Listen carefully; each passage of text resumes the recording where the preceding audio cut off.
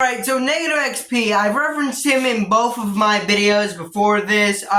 He was kind of the originator, or the pioneer of Incel Core. He inspired a bunch of people to follow in his footsteps and make Incel Core, but then he said it was bad and he couldn't make it anymore, and he struck down Up to the Wolves. Now, obviously, this made a lot of people mad, okay? Let me give context for this album we're reviewing, alright? We're reviewing Gamer 3, but let me give context of where Negative XP was in his career. He was a hit maker at this point. Every album he released was a hit with his community. He had tons of big songs. You watch the other video essays, they just tell you about how, Scott Pilgrim vs. the World and You Shouldn't Be Allowed to Listen to Music, how those songs were big, and they act like those were his only two songs. Dude, he created so many hits during this time. Those two, but you also have MK Ultra Support Group, and you have KYLE, Kyle, named after me for some reason. I don't really know. Beamer Boy, his cover of that. Murder on My Mind, the cover of that. 1965, his self-titled track. Both of them were pretty huge.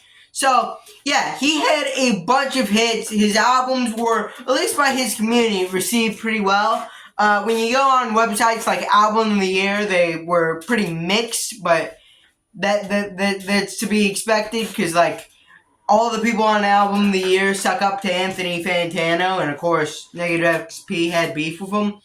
But the past two Gamer albums, this is Gamer 3, remind you, they got a 58, 56 on Album of the Year. Pretty middle of the road, okay? Not great, not terrible. This one has a 25, and it's generally hated by the whole community. A lot of people, there's a show called the ESL Podcast, which used to go on, which it is a totally different video, too, okay? I could make a whole separate video going back, looking through that little podcast. But in some of the episodes, the host would ask the guests what they thought of Gamer 3 by Negative XP. They all said they hated it. They all said it sucked. And other side of the notebook. Excuse me, ladies and gentlemen. But right here, I have some notes. I am going to be reviewing Gamer 3. Does it really deserve the hate? Alright, first track. Okay, we're going track by track here. First track, Play. I gave it a score of 5 out of 10. Note, Disney Core music. It sounds like a Disney intro. No lyrics on this one. It doesn't sound bad. It doesn't, insult me. But, it's kind of just there, alright? And just warning you, there's, 3 more, instrumental tracks through this album. And they're actually some of the highest scoring songs on this album, which is pretty worrying. Next track, we got Torpor. I gave this a 6 out of 10. Now, you may be thinking, 5, a 6, this is pretty good. This is a somewhat decent start. Maybe this isn't so bad. Those are the 2 highest scored tracks on this album.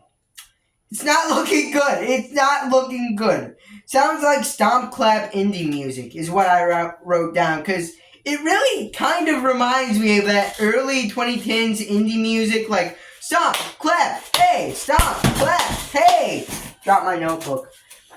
It really reminds me of that. A lot of people will say, Gamer 3 sucks, but Torpor is good, which, I agree it's the best track off the album, but it's not really great. It doesn't, blow me away. It's just kind of decent. Next up, we have our first really bad track of many.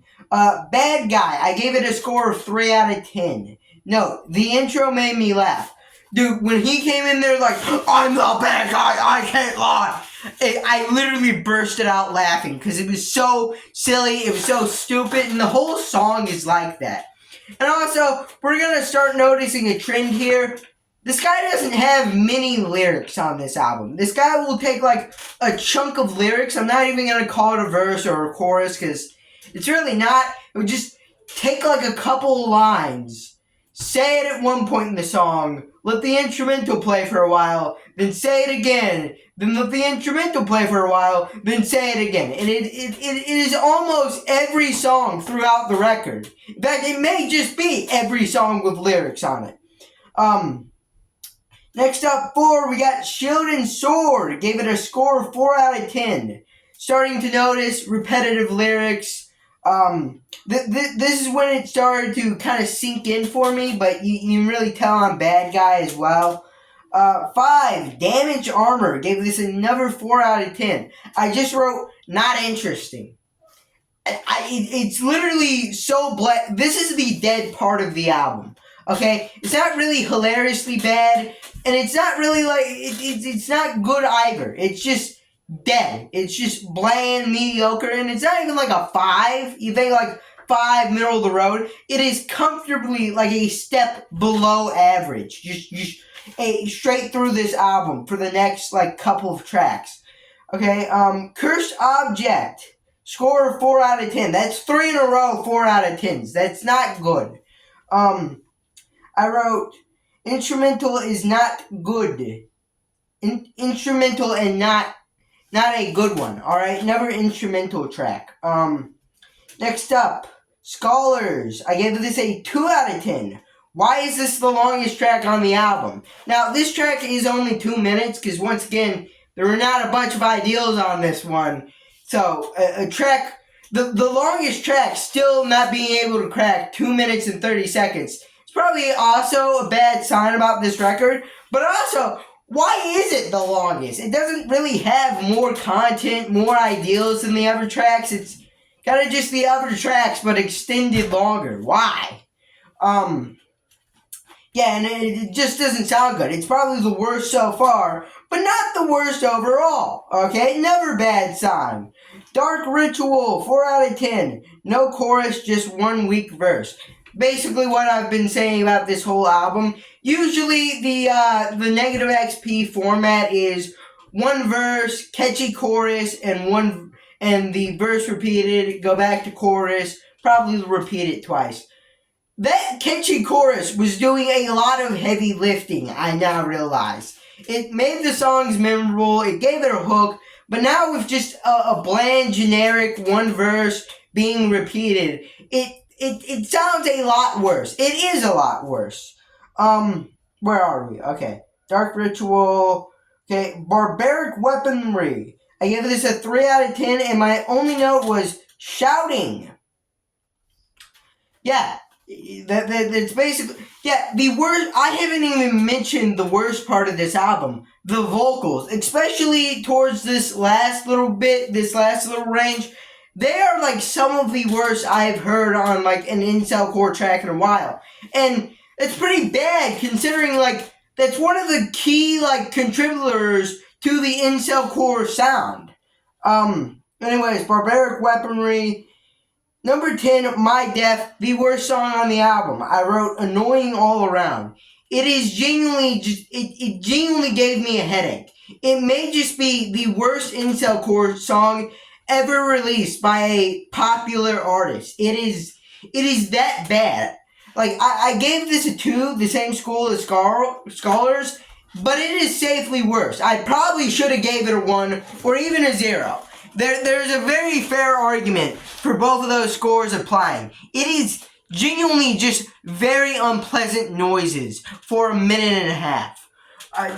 Just terrible. Last song on here, ... I gave this a score out of 5 out of 10. It's another instrumental track. I just wrote IDK here because I don't know what to say about it. It sounds alright, I guess. It's just an instrumental. Overall, I gave this a score of 3.8 out of 10. So, safely, I can say, Gamer 3 does deserve the hate. That was terrible. That was awful. Why release that?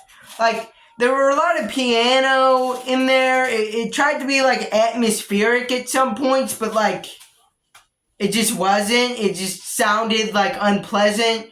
There were a lot of annoying synths in the background. There were, like, some cool guitar riffs, but ultimately, it was terrible.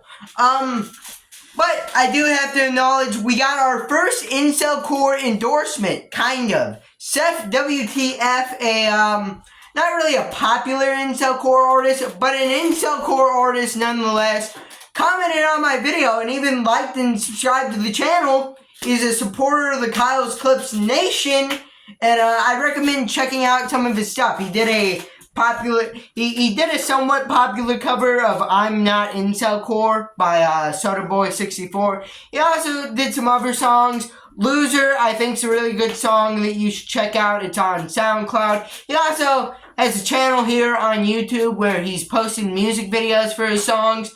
He's kind of underrated. I like the song he put out recently. I believe it was called Free to Roam. But yeah, check Seth WTF out because he's a GOAT. He's supporting me, so I'm gonna support him too by shouting him out in this video. Maybe someone's still watching like 10 minutes in. But anyways, leave a like, subscribe, comment down below, and bye.